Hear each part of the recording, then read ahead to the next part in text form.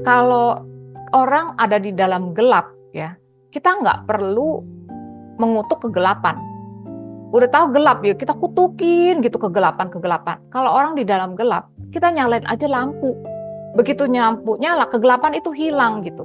Jadi kalau orang di dalam dosa, kita tuh nggak perlu condemn gitu. Jadi kita nyalain aja, kita ungkapkan Kristus.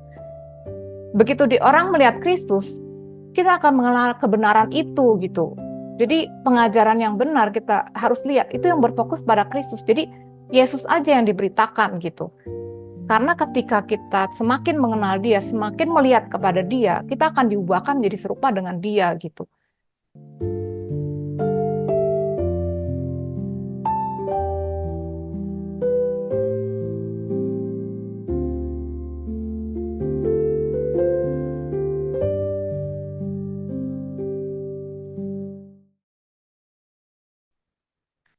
Nah, di Roma 12 ayat 2 dikatakan, janganlah kamu menjadi serupa dengan dunia ini, tetapi berubahlah oleh pembaharuan budimu, sehingga kamu dapat membedakan manakah kehendak Allah, apa yang baik, yang berkenan kepada Allah, dan yang sempurna. Jadi Tuhan ingin kita berubah oleh pembaharuan budi. Kita manusia di dalam Kristus itu kita punya 3 bagian ya, tubuh, jiwa, dan roh. Ketika kita percaya pada Kristus, roh kita sempurna dan menyatu dengan Roh Kudus. Tetapi jiwa kita ini yang perlu terus-menerus diperbaharui. Jiwa itu adalah mind, will, dan emotion ya. Jadi mind, pikiran, will itu kehendak, emosi kita gitu. Nah, itu yang kita perlu diperbaharui terus-menerus supaya kita mengerti apa yang berkenan kepada Allah dan yang sempurna. Nah, sekarang kita lihat di Lukas 15 ya. Lukas 15 ini perumpamaan mengenai anak yang hilang. Kita tahu bahwa itu bapak punya 2 anak ya, anak yang sulung dan anak yang bungsu. Nah, kita akan lihat karena kata yang dipakai itu menarik sekali. Nah, di sini dikatakan, Yesus berkata lagi, ada seorang mempunyai 2 anak laki-laki. Dikatakan 2 anak laki-laki ini dua-duanya tuh huios gitu. Orangnya anak yang mature. Bukan nepios, bukan paidion, bukan teknon gitu ya, tapi huios. Dua-duanya mature. Terus dikatakan, kata yang bungsu kepada ayahnya, Bapak, berikanlah kepadaku bagian harta milik kita yang menjadi hakku. Lalu ayahnya membagi-bagikan harta kekayaan itu di antara mereka. Beberapa hari kemudian, anak yang bungsu, bahkan anak yang bungsu ya, dikatakan huios, menjual seluruh bagiannya itu lalu pergi ke negeri yang jauh.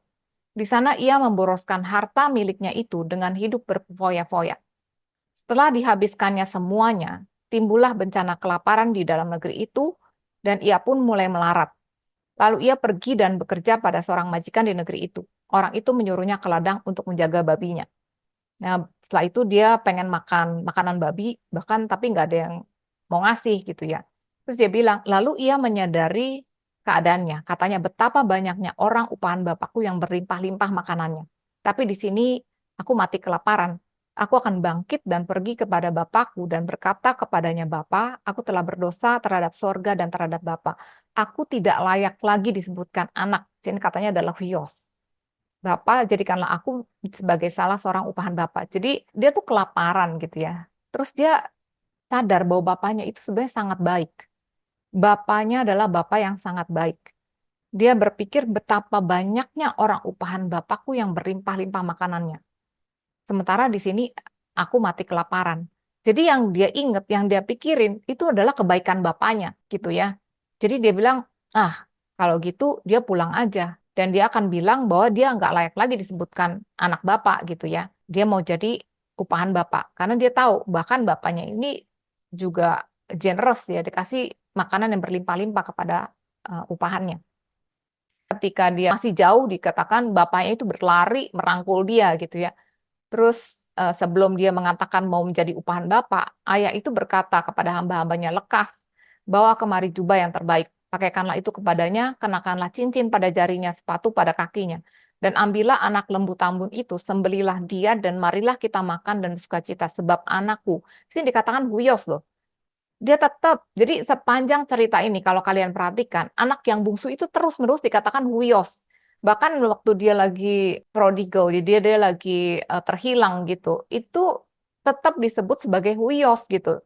Dikatakan, anakku ini telah mati dan menjadi hidup kembali, maka mulailah mereka bersukaria. Nah, sekarang kita lihat anak yang sulung ya. Kan anak yang sulung begitu dia dengar ada apa nih katanya, terus dia bilang, oh itu ada pesta buat eh, si bungsu gitu yang datang. Nah, dia marahlah anak sulung itu, dia tidak mau masuk. Lalu ayahnya keluar dan bicara dengan dia, tapi ia menjawab ayahnya, katanya telah bertahun-tahun aku melayani Bapak dan belum pernah aku melanggar perintah Bapak. Tapi kepadaku belum pernah Bapak memberikan seekor anak kambing untuk bersukacita dengan sahabat-sahabatku. Tapi baru saja datang anak Bapak yang telah memboroskan harta kekayaan Bapak bersama-sama dengan pelacur-pelacur, maka Bapak menyembelih anak lembu tambun untuk dia. Jadi dia marah ya, karena dianggap bapaknya tuh nggak adil. Nah, terus kita lihat ucapan bapaknya. Kata ayahnya kepadanya, anakku. Nah, katanya di sini adalah teknon. Menarik sekali gitu. Kalau kita lihat detailnya.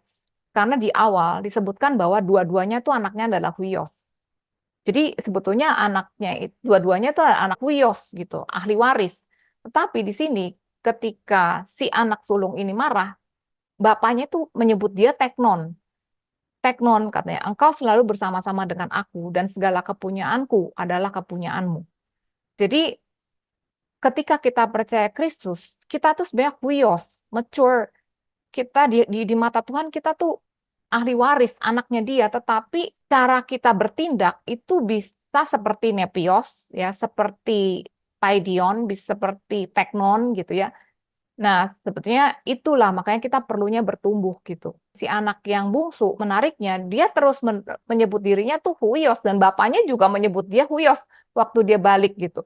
Huyos kenapa? Karena si bungsu ini dia tuh tidak berfokus kepada dirinya sendiri, tapi dia lihat kebaikan bapaknya gitu.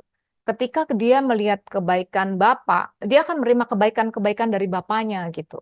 Nah, sekarang kita lihat nih, different types of love gitu dalam bahasa Yunani ya. Di sini ada 8. Biasanya kita taunya paling agape, storge, philia, eros gitu kan. Tapi sebetulnya ada lebih banyak dari itu. Di sini ada beberapa kata untuk kasih ya. Pertama itu agape, unconditional atau godly love.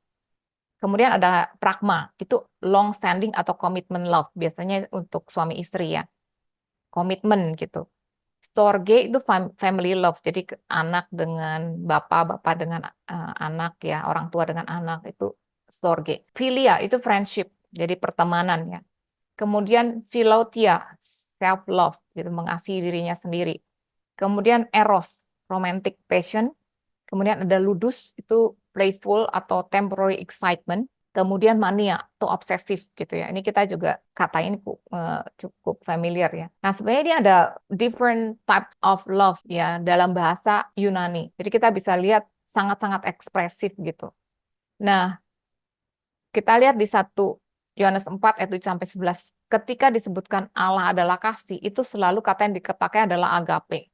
Di sini dikatakan saudara-saudaraku yang kekasih, marilah kita saling mengasihi, sebab kasih itu berasal dari Allah, dan setiap orang yang mengasihi lahir dari Allah dan mengenal Allah. Barang siapa tidak mengasihi, ia tidak mengenal Allah, sebab Allah adalah kasih. Jadi Allah adalah kasih, sama dengan kasih gitu ya. Jadi di sini dikatakan barang siapa tidak mengasihi, ia tidak mengenal Allah. Nah, kemudian ada lagi nih ajaran yang bilang, artinya kalau orang tidak mengasihi, dia tidak selamat gitu. Nah, kita mesti baca nih lanjutannya ya. Di sini dikatakan, dalam hal inilah kasih Allah dinyatakan di tengah-tengah kita, yaitu bahwa Allah telah mengutus anaknya yang tunggal ke dalam dunia supaya kita hidup olehnya. Nah, kemudian inilah kasih itu. Nah, inilah definisi kasih itu. Bukan kita yang telah mengasihi Allah, tetapi Allah yang telah mengasihi kita dan yang telah mengutus anaknya sebagai pendamaian bagi dosa-dosa kita. Jadi di sini kita bisa lihat ya, definisi kasih menurut Tuhan. Karena kasih itu adalah sempurna. Kalau Tuhan bilang kasih, itu adalah kasih yang sempurna, unconditional, perfect love. Kasih kita itu nggak mungkin sempurna. Kalau dari secara jiwa kita ya, itu nggak mungkin sempurna. Jadi katakan bukan kita yang telah mengasihi Allah, tetapi Allah yang telah mengasihi kita dan telah mengutus anaknya sebagai pendamaian bagi dosa-dosa kita. Jadi kasih Allah lah itu yang sempurna gitu. Kemudian dikatakan saudara-saudaraku yang kekasih, jikalau Allah sedemikian mengasihi kita, maka haruslah kita juga saling mengasihi. Jadi begitu kita mengenal kasih Tuhan, kita itu bisa mengasihi, tapi ya awalnya itu harus dari kasih Tuhan dulu yang merupakan agape, karena kita sendiri nggak mungkin. Kan juga waktu orang-orang bertanya kepada Tuhan Yesus, "Guru, hukum mana yang terutama dari hukum Taurat?" Kan Tuhan Yesus bilang, "Kasihlah Tuhan Allahmu dengan segenap hatimu, dengan segenap jiwamu, dengan segenap akal budimu." Itu hukum yang terutama dan yang pertama. Kemudian hukum yang kedua, yang sama dengan itu, kasihlah samamu manusia seperti dirimu sendiri. Di sini kasih itu yang Tuhan Yesus katakan itu adalah agape loh. Jadi mengasihi Allah dengan kasih agape, mengasihi manusia dengan kasih agape itu nggak mungkin. Nggak mungkin itu bisa dilakukan oleh manusia. Manusia seperti apapun kecuali Kristus ya. Kristuslah satu-satunya manusia yang sempurna yang bisa menggenapi itu. Dia mengasihi Allah Bapa sampai dia taat, sampai mati di kayu salib, dan dia mengasihi kita sampai dia memberikan nyawanya buat kita gitu. Itulah kasih yang sempurna. Jadi kalau dibilang manusia yang mempunyai kasih itu sudah pasti berasal dari Kristus, kita mesti lihat juga apakah dia percaya atau enggak. Kalau dia nggak percaya Kristus, kasih dia seperti apapun nggak mungkin sempurna. Tetapi ketika kita percaya pada Kristus, roh kita tuh sempurna. Bapa melihat kita sempurna. Dan dia menentukan kita dari awal untuk menjadi sempurna seperti anaknya gitu. Di Efesus 3 ayat 16-20 dikatakan, "Aku berdoa supaya ia menurut kekayaan kemuliaannya menguatkan dan meneguhkan kamu oleh rohnya di dalam batinmu, sehingga oleh imanmu Kristus diam di dalam hatimu dan kamu berakar serta berdasar di dalam kasih. Aku berdoa supaya kamu bersama-sama dengan segala orang kudus dapat memahami betapa lebarnya dan panjangnya dan tingginya dan dalamnya kasih Kristus dan dapat mengenal kasih itu sekalipun ia melampaui segala pengetahuan. Aku berdoa supaya kamu dipenuhi di dalam seluruh kepenuhan Allah." Jadi kita bisa dipenuhi dalam seluruh kepenuhan Allah ketika kita bisa memahami betapa lebar, panjang, tinggi, dan dalamnya kasih Kristus dan mengenal kasih itu. Bagi dialah yang dapat melakukan jauh lebih banyak dari yang kita doakan atau pikirkan, seperti yang ternyata dari kuasa yang bekerja di dalam kita. Di 1 Yohanes 4 ayat 18-19 dikatakan, "Di dalam kasih tidak ada ketakutan." Jadi kalau kita takut, itu karena tidak berakar di dalam kasih. Kasih yang sempurna itu menyelanyapkan ketakutan. Sebab ketakutan mengandung hukuman dan barang siapa takut, ia tidak sempurna di dalam kasih. Kita mengasihi, katanya di sini adalah agape ya. Karena Allah lebih dulu mengasihi kita. Jadi karena dia agape kita, kita akhirnya bisa agape juga.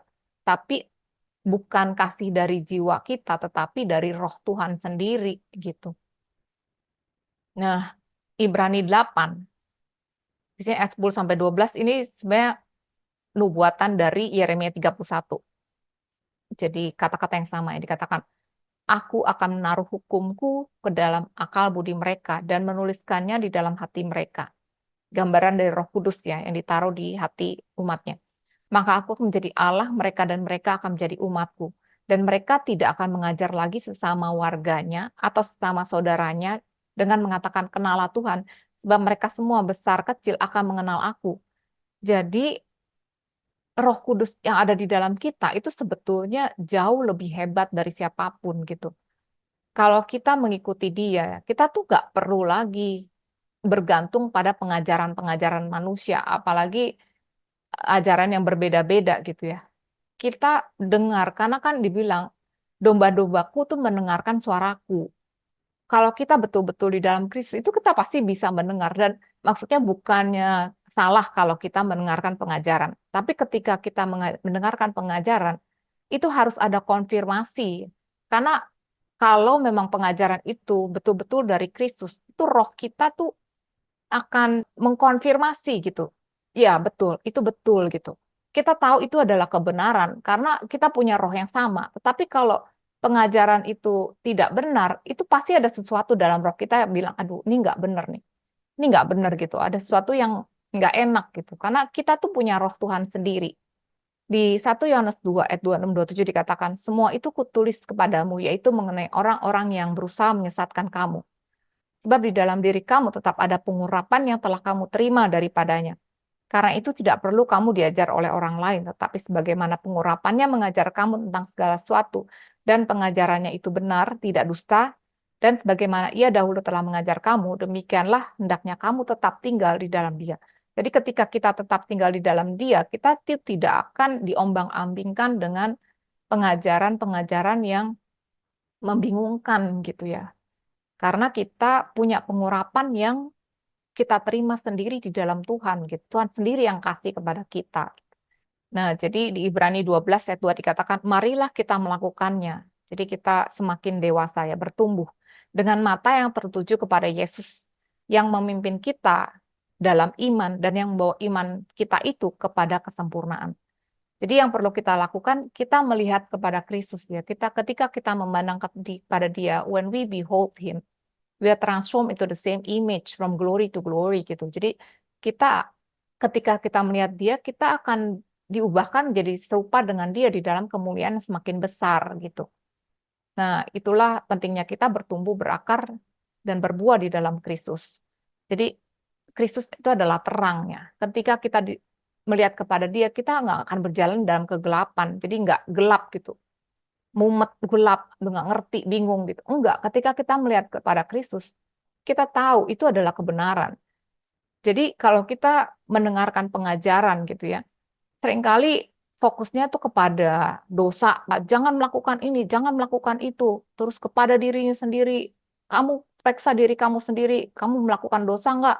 Gitu ya, bertobat dan sebagainya. Well, kalau orang ada di dalam gelap ya, kita nggak perlu mengutuk kegelapan. Udah tahu gelap ya, kita kutukin gitu kegelapan-kegelapan. Kalau orang di dalam gelap, kita nyalain aja lampu. Begitu nyampu nyala, kegelapan itu hilang gitu. Jadi kalau orang di dalam dosa, kita tuh nggak perlu condemn gitu. Jadi kita nyalain aja, kita ungkapan Kristus. Begitu orang melihat Kristus, kita akan mengenal kebenaran itu gitu. Jadi pengajaran yang benar kita harus lihat, itu yang berfokus pada Kristus. Jadi Yesus aja yang diberitakan gitu. Karena ketika kita semakin mengenal Dia, semakin melihat kepada Dia, kita akan diubahkan menjadi serupa dengan Dia gitu. Dan roh kita juga akan jump up gitu, akan bersuka cita gitu, karena kita tahu bahwa ya Kristus itulah yang layak ditinggikan, dimuliakan, dan ketika kita melihat Dia, kita akan menjadi sempurna seperti Dia gitu.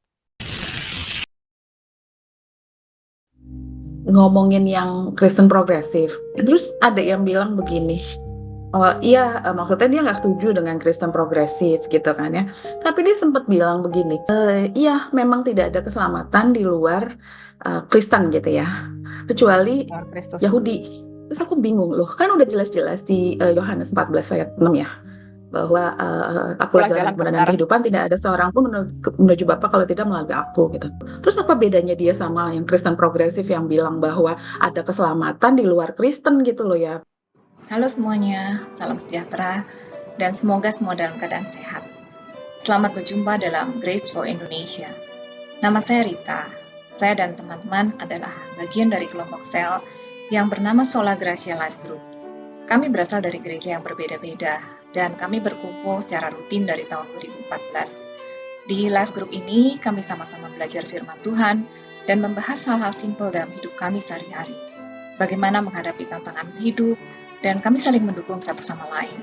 Dan kami melihat dan merasakan bagaimana Tuhan bekerja luar biasa dalam kehidupan kami, mengubahkan kami dan mengubah keadaan kami secara luar biasa.